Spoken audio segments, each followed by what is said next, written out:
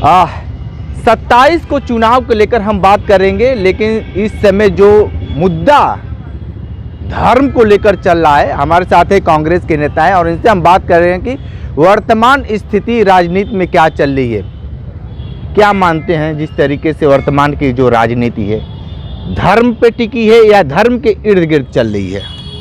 देखिए, वर्तमान की राजनीति जो सत्ता पक्ष खेल रहा है वो केवल धर्म के पिच पर बैटिंग कर रहा है।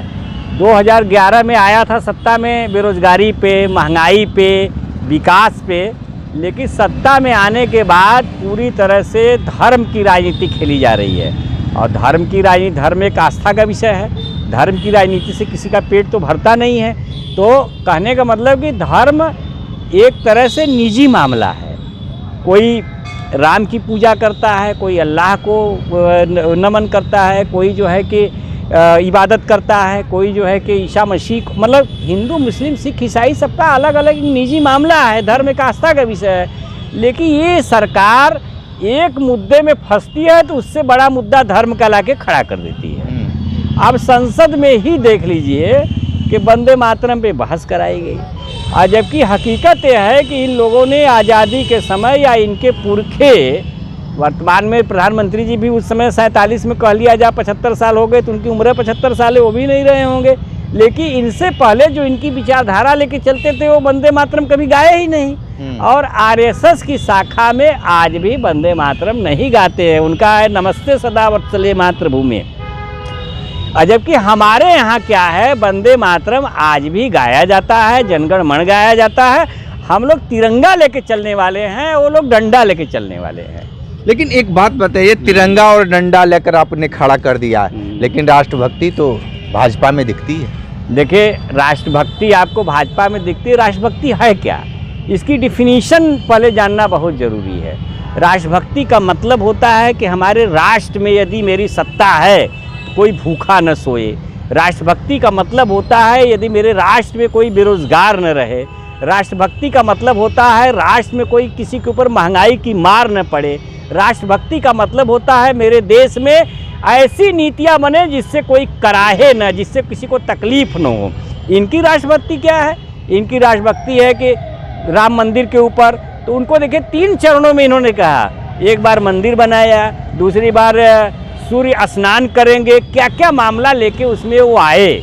फिर उसके बाद वो भी नहीं चला तो अब जो है वंदे मातरम का मामला बंगाल में चुनाव उस पर लेके आए।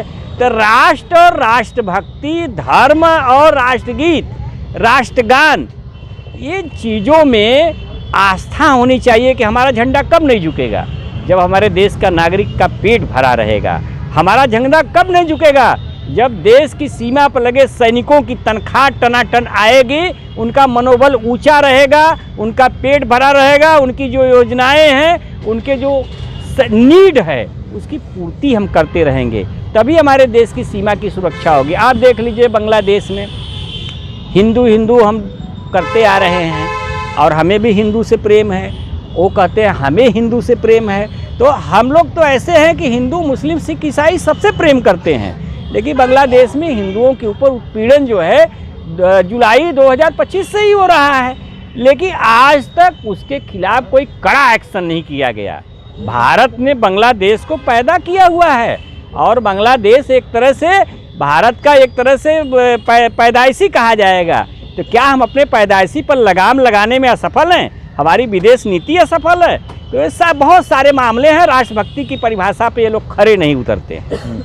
लेकिन एक बात बताइए, भारतीय जनता पार्टी का जो एजेंडा है उस एजेंडे को आप लोग क्यों नहीं मानते हैं? वो तो एकदम हर चीज़ भारत माता की जय, वंदे मातरम बोलते हैं, फिर भी आप लोग ये जो शब्द हैं उस शब्द से आप लोगों को क्यों तीखा लगता है? अरे भाई, ये बताइए, वो गाय को सांड कह देंगे तो हम सांड मान लेंगे, वो खसी को बकरी कह देंगे तो हम बकरी मान लेंगे? उनके राष्ट्रभक्ति को हम नहीं मानेंगे भाई, उनकी राष्ट्रभक्ति को हम नहीं मानेंगे। हमारी राष्ट्रभक्ति क्या है? हमने बताया ना कि कोई भूखा न रहे। हमारी राष्ट्रभक्ति क्या है? कोई बेरोजगार न रहे। हमारी राष्ट्रभक्ति क्या है? महंगाई बढ़ने न पाए। हमारी राष्ट्रभक्ति क्या है? सबको काम मिले। हमारी राष्ट्रभक्ति क्या है? सीमा पर कोई आंख दिखा के हमें चले न। पड़ोसी देश सामंजस्य की स्थिति में रहें, हमें आंख दिखाने की स्थिति में न रहें। लेकिन एक बात बताइए कि आप एक बात बोले हैं कि रोजगार की, ये सरकार तो भाई पहले पोस्ट ऑफिस से जाता था, तो डायरेक्ट हाथ में दे रहे हैं नियुक्ति पत्र। अच्छा ये बताइए कितने लोगों को नियुक्ति पत्र दिए हैं? 1 करोड़ 2 करोड़ प्रतिवर्ष नौकरी का वादा करके आए थे, 50,000 नहीं दे पा रहे हैं। 11 सालों में कितनी नौकरियां इन्होंने दिया है? चाहे केंद्र की बात करें चाहे राज्य की, बांटेंगे 2, चिल्लाएंगे 2000 बार, 2 देंगे 2000 बार चिल्लाएंगे।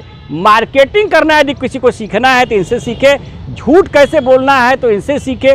झूठ की मार्केटिंग करना भाजपा से अच्छा कोई नहीं जानता है। बिहार में नियुक्ति पत्र दिया गया है, मामला बड़ा रंगीन चल रहा है। बिहार में तो 10,000 भी भेजा गया था, अगली किस्त कब आ रही है किसी को पता ही नहीं है, आएगी भी नहीं।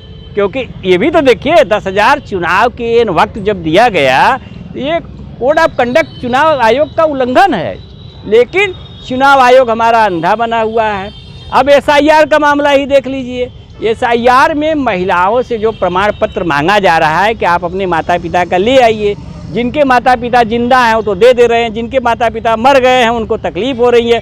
तो मैं ये पूछना चाहता हूँ चुनाव आयोग से, क्या आपने सभी महिलाओं को बाहर का मान लिया है क्या कि उनकी जांच कर रहे हैं?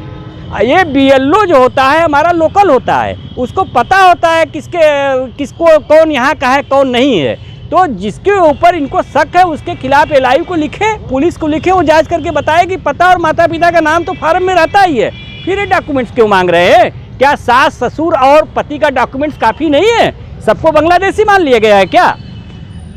तो आप सुन रहे थे संजय चौबे, बहुत सारी बातें बताए हैं। जिस तरीके से हिंदुत्व की जो बातें बता रहे हैं कि भारतीय जनता पार्टी जो बातें कहती है वो नहीं है, लेकिन रोजी रोजगार के जो सवाल है उस पर कहीं ना कहीं लगातार सवालिया निशान खड़े होते जा रहे हैं। विशेष इंटरव्यू कर रहे थे तो हमारे साथ बने रहिए कांडी बनारसी के साथ। नमस्कार।